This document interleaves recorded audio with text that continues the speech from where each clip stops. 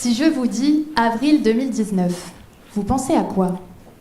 Vous allez me dire, les oiseaux chantent, les champs fleurissent, c'est le printemps. Eh bien moi je vous réponds, winter is coming. Je parle bien sûr de la sortie de l'ultime saison de la série Game of Thrones. Alors je rassure tout de suite les fans et les moins fans, je ne vais pas vous raconter ce qui va se passer. Non, si je suis là ce soir, c'est pour vous parler d'un autre type de guerre.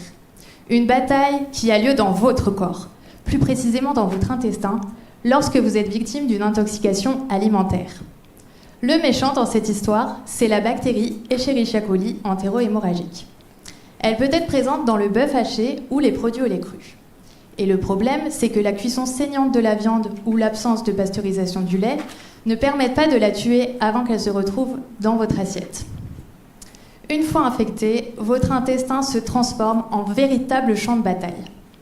Pour bien comprendre comment ça se passe, revenons à Game of Thrones. Dans la série, il y a deux mondes. L'un peuplé par les méchants marcheurs blancs, l'autre par la civilisation. Le tout séparé par un gigantesque mur pour protéger la civilisation. Dans votre organisme, c'est le même principe. Comme les marcheurs blancs qui approchent du mur pour l'attaquer, les bactéries arrivent au niveau de la paroi de votre intestin et s'y accrochent. C'est ce qui va provoquer les maux de ventre. Pire, les bactéries fabriquent de petits soldats capables de traverser le mur. Ce sont les toxines. Une fois la paroi intestinale franchie, ces toxines se retrouvent dans le sang. Et là, c'est la voie royale pour atteindre les organes. Direction les reins et le cerveau pour provoquer insuffisance rénale et troubles neurologiques. Mais pas de panique. Le mur est protégé par des gardes. Dans votre organisme, c'est le système immunitaire qui a ce rôle de protecteur. Lorsqu'il détecte la présence des bactéries et des toxines dans l'intestin, il produit plusieurs molécules pour lutter contre l'infection. L'une d'elles s'appelle le monoxyde d'azote. On pourrait le comparer aux gardes qui protègent le mur. Ils sont capables de tuer les marcheurs blancs, mais pas assez efficaces pour tous les éliminer.